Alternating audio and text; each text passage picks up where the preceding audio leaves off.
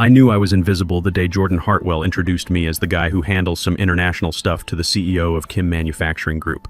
I'm Christopher Walsh, 47 years old, and I had personally negotiated their entry into the US market 6 years ago, spent 3 sleepless months working through compliance with their engineering team, and even shared soju with Chairman Kim's nephew at his wedding in Seoul. But to Jordan, the founder's son who got handed the keys to a $180 million manufacturing company, I was just another warm body in a decent suit. My dad used to tell me stories about Korea. He fought there in the early 50s, came back with a Purple Heart, and a deep respect for people who could rebuild a nation from rubble. "Those folks understand something we've forgotten," he'd say, polishing his combat boots every Sunday. "Honor isn't something you inherit. You earn it one handshake at a time." He taught me Korean phrases during baseball games, made me understand that business across the Pacific wasn't about quarterly reports. It was about generational relationships. 18 years. 18 years of building Midwest Manufacturing Solutions' reputation overseas, earning respect from partners who valued precision over PowerPoints, engineering excellence over startup excitement. While Jordan was running innovation sprints with fresh MBA graduates and motivational posters about disruption, who was the one rewriting technical specifications at 3 a.m. because Seoul operates while the rest of us sleep? When our German suppliers had quality concerns about our steel tolerances, I flew to Munich and spent 2 weeks in their foundries, learning their processes, understanding their standards, brought them back not with presentations, but with proof we could meet their precision requirements. When the Singapore office lost its production manager during a critical contract phase, I held operations together remotely for 6 months, coordinating 3 shifts across 2 time zones until we found the right replacement. No recognition in company newsletters, no LinkedIn posts about cross-cultural excellence, just work, just quiet, steady results that kept the lights on and the contracts flowing. I never wanted the spotlight. I just wanted the respect that comes from doing things right. And for a while, that was enough. Until Richard Hartwell announced his retirement and handed everything to his 28-year-old son, who thought disruption meant ignoring everything that actually worked. Jordan didn't learn the business. He tried to reinvent it. Suddenly, all international operations got consolidated into one department he rebranded as Global Innovation Hub. I wish I was making this up.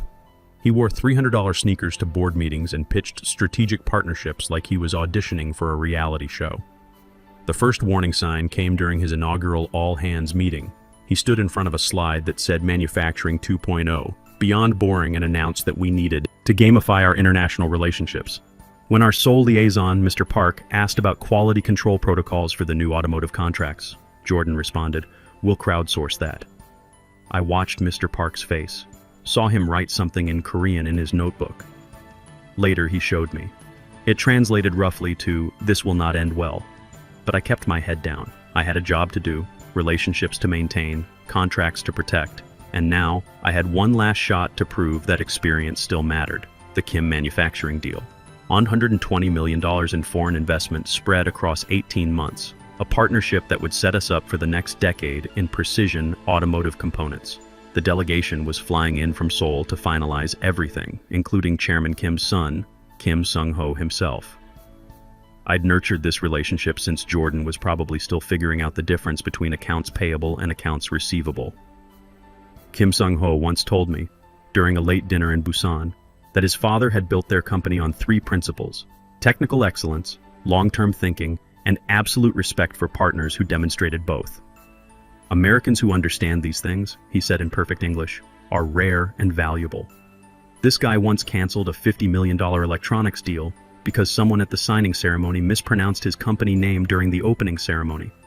Not out of petty offense, but because attention to detail in cultural matters reflected attention to detail in manufacturing. When you're making components that go into safety systems, precision isn't negotiable.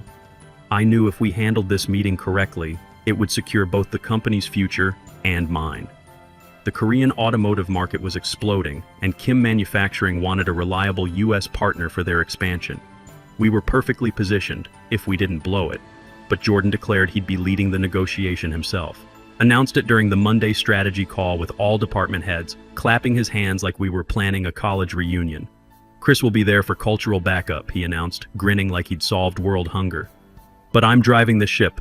Time to show our Korean friends what American innovation looks like. Cultural backup. Like I was a translator app with a pulse. I opened my mouth to mention that Kim Manufacturing valued formal protocols, that their previous US partnerships had failed, specifically because of cultural misunderstandings, that rushing into casual business relationships was the fastest way to kill a deal in Korean corporate culture. Jordan was already moving on to the next agenda item, team-building activities for the quarterly retreat. I stayed quiet during the meeting, but started preparing contingency plans that evening, because Jordan had already started planning what he called an authentic American business experience for our Korean guests. I found this out when his assistant accidentally forwarded me the preliminary schedule.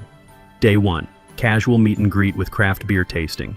Day 2, innovation workshop with team bonding exercises. Day 3, contract signing celebration with BBQ catering. I stared at that schedule for 10 minutes, feeling my father's stories about respect and protocol echo in my head. This wasn't just going to be embarrassing, this was going to be catastrophic. I spent that night drafting emails I knew Jordan wouldn't read.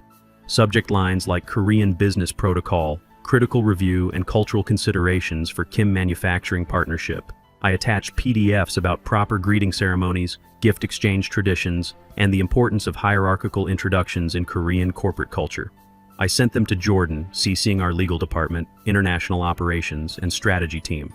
Not to cover myself, to create a paper trail that might save the deal when everything went sideways. The next morning, I got Jordan's response. "Thanks, Chris, got it covered. Let's keep this fresh and authentic." J. Fresh and authentic. Like we were launching a food truck. I tried a different approach.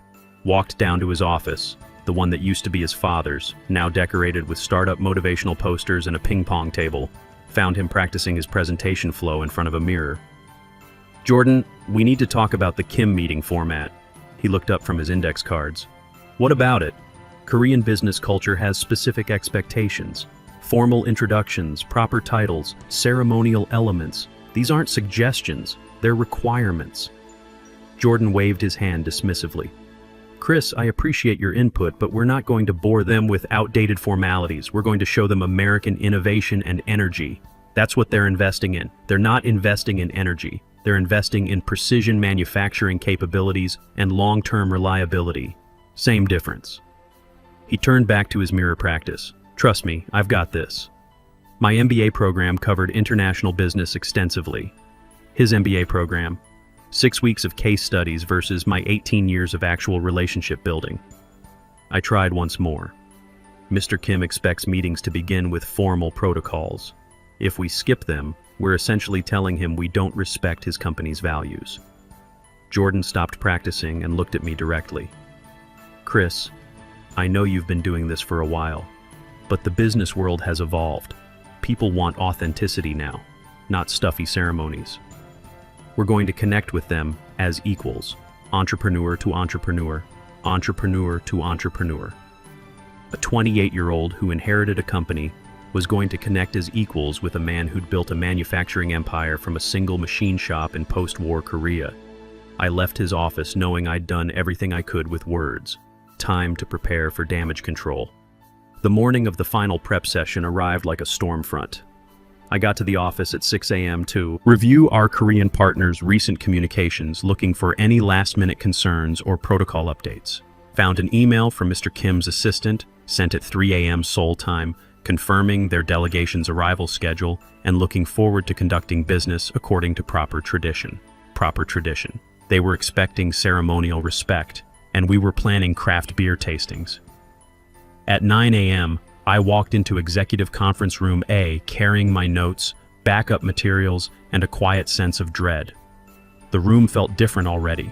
Jordan had rearranged the furniture into what he called collaborative pods instead of the traditional boardroom setup Koreans expected. Jordan strutted in at 9:15, energy drink in one hand, tablet in the other, radiating the kind of confidence that comes from never having failed at anything important.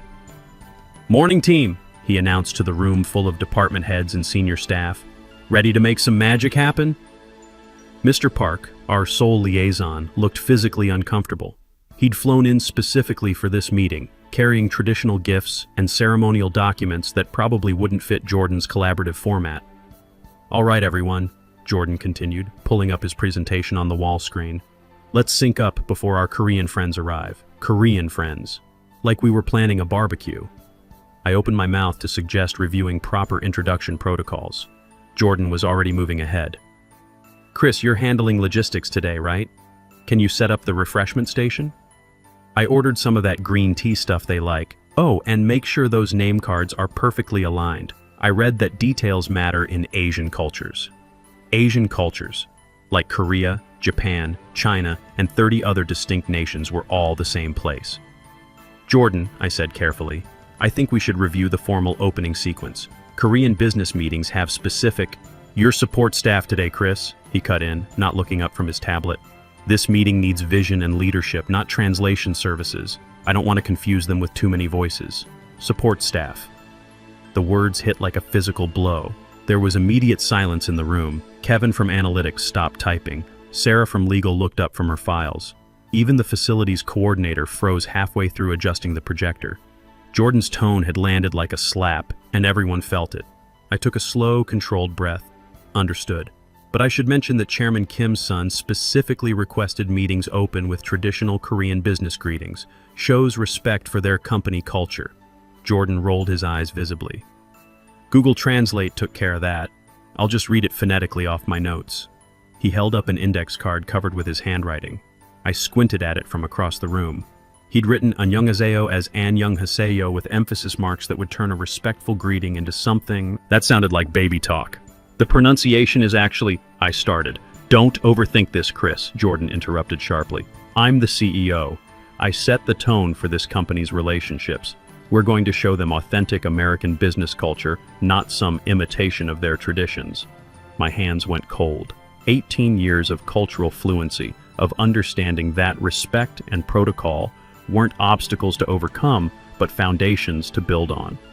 Dismissed because Jordan needed to perform leadership for an audience that didn't exist yet.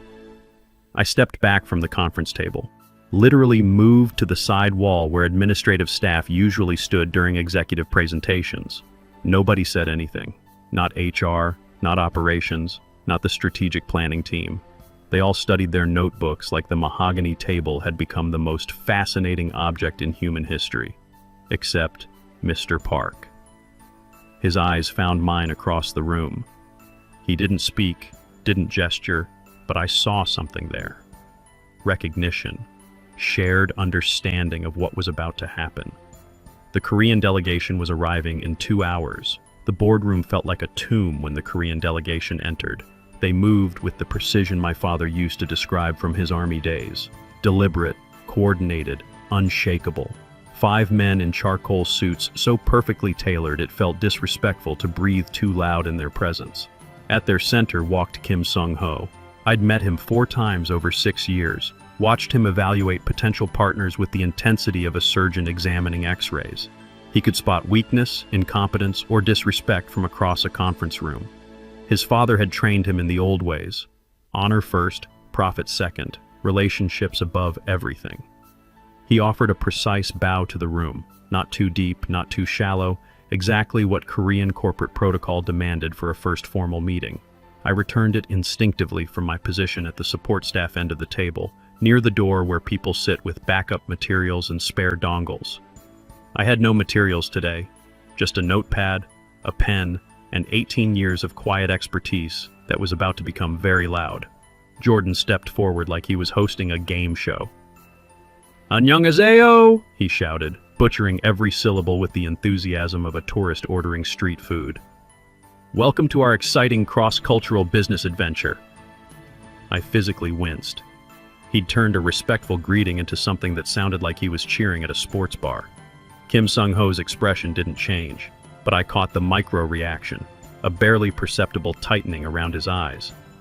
The younger delegates exchanged glances that would have been imperceptible to anyone who hadn't spent years learning to read Korean business dynamics. "Let's dive right in," Jordan continued, clicking his presentation remote. The wall screen lit up with a slide showing Korean flags morphing into American flags with the text "East meets West." Innovation fusion. Nobody smiled. Nobody nodded. The silence stretched like a wire under tension. "This partnership isn't just about manufacturing," Jordan beamed, completely oblivious to the Arctic temperature in the room. "It's about cultural synergy. building bridges between our awesome American innovation and your traditional Korean excellence. Traditional, like they were a museum exhibit instead of the most advanced precision manufacturing company in Asia. Kim Sung-ho placed his leather folio on the table with the kind of deliberate care that suggested expensive contents. His assistant began arranging documents, contracts, specifications, ceremonial letters that represented months of careful negotiation. Jordan clicked to his next slide. Soul Food for Success, a recipe for partnership, complete with clip art graphics of chopsticks and hamburgers. I watched Kim Sung-ho's face, saw the exact moment when professional courtesy began competing with personal offense. In Korean business culture, this level of casual disrespect wasn't just inappropriate, it was actively insulting. First, Jordan announced, "I'd like to thank Mr. Kim," he squinted at his notes. Kim Sung-ho. Sorry, still working on the pronunciation. Kim Sung-ho had been running international business operations since before Jordan learned to drive. His English was probably better than most Americans. The mispronunciation wasn't a language barrier. It was a competence test that Jordan was failing spectacularly. I started taking notes, not about the presentation, but about the delegation's reactions, the way they'd stopped removing documents from their briefcases, how their translator had quietly closed his notebook. These weren't good signs. And as we Americans like to say, Jordan grinned, spreading his arms wide, "Let's get this party started." The temperature in the room dropped another 10 degrees. Kim Sung-ho spoke quietly to his assistant in Korean. I caught enough to understand. He was asking about the agenda timeline and whether this was actually the official meeting or some kind of preliminary social event. "Now," Jordan continued, oblivious to the cultural disaster unfolding in real time, "I want to talk about what makes this partnership so exciting. We're bringing together American startup energy with Korean manufacturing tradition." Startup energy. He was describing a $180 million established manufacturing company as a startup. I found myself gripping my pen hard enough to leave marks on my notepad. This wasn't just embarrassing anymore. This was going to kill 6 years of relationship building and probably poison any future Korean partnerships for our entire industry. Jordan clicked through slides showing pie charts about innovation synergy and disruption opportunities. Each slide moved further away from the technical specifications and quality protocols that Korean manufacturers actually cared about. And then it happened. Jordan gestured vaguely in my direction without even looking and said, "I'm running this show today. Chris, be a good sport and grab coffee for our guests, would you?" The words hit the room like a physical force, not just the casual dismissal of someone with 18 years of international experience, not just the reduction of a senior professional to coffee-fetching duty in front of foreign partners who'd specifically requested his presence. It was the complete destruction of face, his and mine, in front of people whose entire business culture was built on respect, hierarchy, and proper protocol. Kim Sung-ho's face went completely still. In Korean culture, watching someone disrespect their own senior staff wasn't just awkward. It was a preview of how they'd treat their Korean partners once contracts were signed. The room tilted. Everything went quiet except for the sound of my heartbeat and the distant hum of the air conditioning. I set my pen down slowly, looked across the table at Kim Sung-ho, who was watching this cultural disaster unfold with the analytical precision of someone taking mental notes for a very important conversation with his board of directors. Then I stood up. Jordan was already turning back to his slides, completely unaware that he'd just triggered a chain reaction that would end his international business career. But I wasn't going for coffee. I walked slowly around the conference table, my shoes clicking evenly on the polished floor, not toward the door, not toward the coffee station Jordan had mentioned. I walked to the head of the table, the ceremonial position where senior hosts sit in Korean business meetings.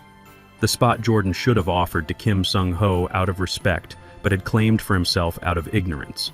And for the first time that morning, I spoke directly to our guests. Not in English, not through Jordan's broken interpretation, in flawless, respectful Korean. "Kim Sejang-nim," I began, my head bowed in proper respect. "Please accept my sincere apologies for the confusion you have witnessed this morning."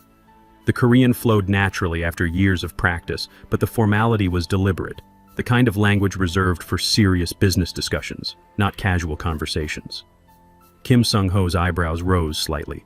Behind me, I could hear Jordan's presentation remote clicking frantically, but I didn't turn around. "The harmony we intended to demonstrate has been disrupted," I continued in Korean. This does not reflect the values your father taught us when we first began working together. I was invoking their family honor, their business legacy, the foundation of everything they'd built. In Korean culture, this wasn't just conversation. It was formal acknowledgement of disrespect and a request for forgiveness. Kim Sung-ho slowly closed his folio. His entire delegation stopped what they were doing and focused completely on our exchange.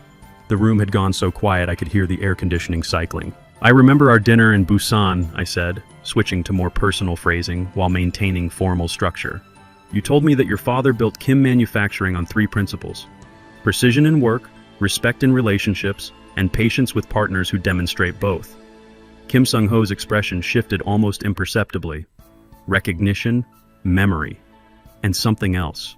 Surprise that someone in this room actually understood what mattered. "Our company was built by a man who shared those values," I continued.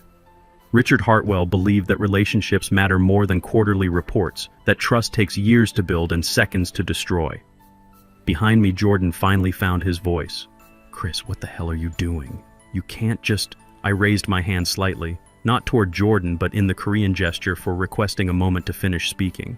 Kim Sung-ho caught it immediately and nodded for me to continue. "Today's presentation does not represent the company that has honored your trust for 6 years, I said, my voice carrying the weight of formal apology. "I ask your forgiveness for this failure of respect." Then I switched to English, keeping my eyes on Kim Sung-ho. "Mr. Kim, I believe there has been a fundamental misunderstanding about who you came here to do business with." Kim Sung-ho stood slowly. When he did, his entire delegation rose with him like a synchronized unit. The silence stretched until it became unbearable. Then Kim Sung-ho spoke, his English crisp and deliberate. "We came here to finalize a partnership with professionals who understand the value of precision and respect. Instead, we have witnessed..." He paused, choosing his words carefully. "A performance that suggests neither quality exists here." Jordan stumbled around the conference table, his face red with panic and confusion. "Mr. Kim, please. There's been a misunderstanding. Chris doesn't have the authority to..." Kim Sung-ho held up his hand, not rudely, but with the finality of someone accustomed to being heard. "In Korea, we judge a company by how it treats its most experienced people. Today, we have seen everything we need to see." He turned to me and bowed formally. "Mr. Walsh, thank you for your honesty and your years of professional service. We will not sign this agreement." The delegation began packing their materials with the efficiency of people who'd made their decision and saw no reason to waste additional time. Jordan's mouth opened and closed like a fish. "Wait, please, we can fix this." Chris was out of line, but the deal is still... "The deal," Kim Sung-ho said quietly, "was never with him." They walked out without looking back. The silence that followed wasn't empty. It was crushing. Jordan stood in the middle of it, alone, staring at the door like he could will them to return. I sat back down, folded my hands, and waited. The first email hit my inbox 47 minutes later. "Personal account, no corporate signatures. We would prefer to work with you directly going forward. Please advise. KSH." I stared at it for 5 minutes, then quietly forwarded it to Chairman Patrick Morrison with a single line. "Korean partners are requesting direct communication, available to discuss." The response came back in 3 minutes. "Conference room A. Now." By the time I reached the boardroom, half the senior staff was already there. Morrison, CFO Anthony Martinez, head of strategy, legal, even risk management. Jordan wasn't invited. "Walk us through what just happened," Morrison said without preamble. I handed him my notepad with the timeline I'd been tracking all morning. Then I opened my laptop and showed them the email chain. Every warning I'd sent, every protocol I'd flagged, every cultural concern Jordan had dismissed. "Mr. Kim specifically requested traditional Korean business protocols," I said calmly. "I documented this in 4 separate emails over 2 weeks. All were marked high priority and copied to relevant departments." Martinez scrolled through the emails on his tablet. Jordan ignored all of these. He told me Google Translate would handle cultural considerations. A few sharp intakes of breath around the table. "The Korean manufacturing sector represents 30% of our potential growth over the next 5 years, the strategy head added quietly. "If word spreads that we don't respect basic business protocols..." Morrison leaned back in his chair. "Mr. Walsh, What would it take to repair this relationship? I thought about Kim Sung-ho's email, about 6 years of careful relationship building, about my father's stories of honor and respect earned through consistency. Honestly, full authority over international partnerships, direct reporting to this board, and no interference from... I gestured toward where Jordan's office was located. Done, Morrison said immediately. CFO will draft the papers this afternoon. Executive Vice President of Global Operations, effective immediately. 3 weeks later, I was back in the same boardroom. Different energy this time. Kim Sung-ho sat across from me, genuine smile on his face, signing contracts for a $140 million partnership with terms better than we'd originally hoped for. 18 years is a long time to wait for proper recognition, he said in English, then switched to Korean. But patience builds the strongest foundations. Some things are worth the wait, I replied. Jordan, still with the company, technically, running a small domestic marketing division on the 15th floor. No international responsibilities, no executive authority, no coffee fetching requests. Sometimes I see him in the elevator. He nods. I nod back. Professional courtesy between strangers. My new office faces east toward Seoul. Every morning I make my own coffee, good coffee, and review contracts with people who understand that respect isn't inherited, it's earned, one handshake at a time.